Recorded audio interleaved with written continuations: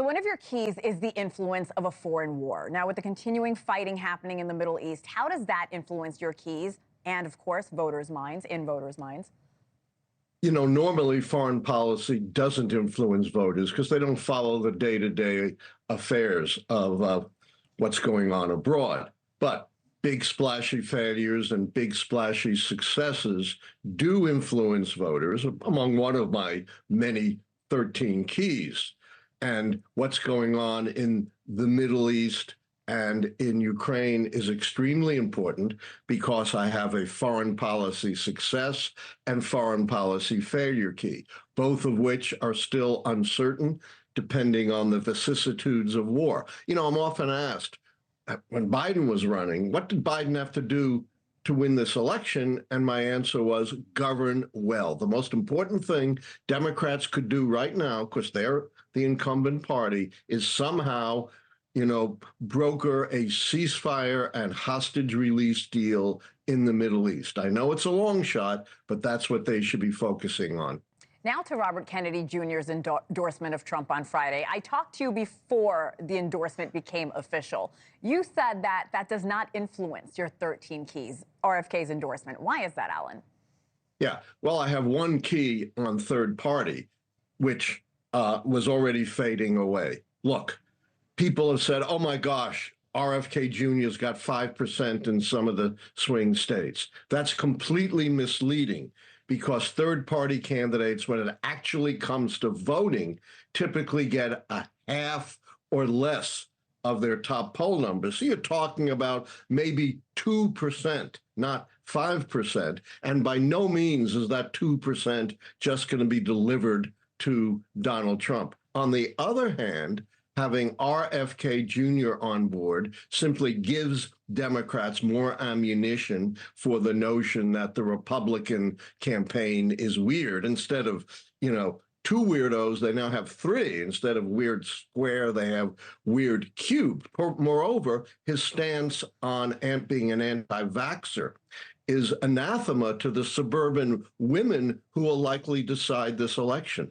70% of Americans are against his stance, and probably for suburban women, it's much larger. So any tiny, minuscule turnover from RFK Jr.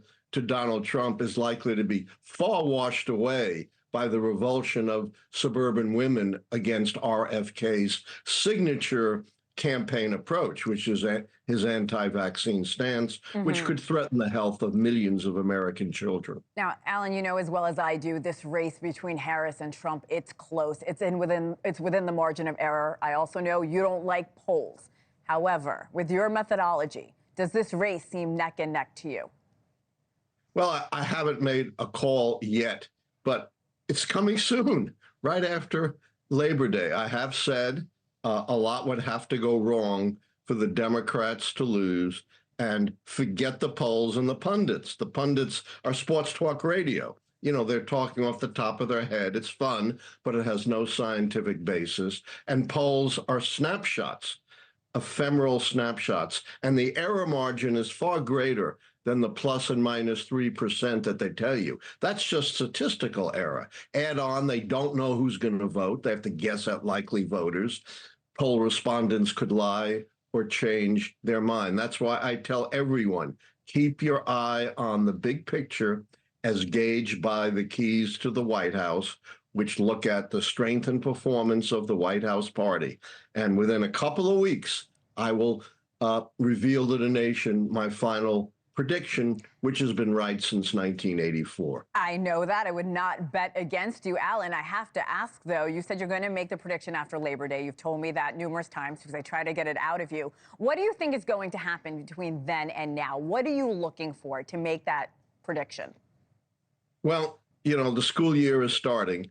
So Right. The biggest thing I'm looking at, is there going to be a huge outpouring of social unrest? That's one of my keys. I don't expect it, but I'm looking at it. And of course, while it may be unlikely to happen in the next couple of weeks, I am looking at what's going on with the ceasefire negotiations and in Ukraine with the incursion of the Ukrainians into Russia. So a lot of fluidity in America and in the world. And that's what counts, not campaign speeches, ad, fundraising, and dirty tricks.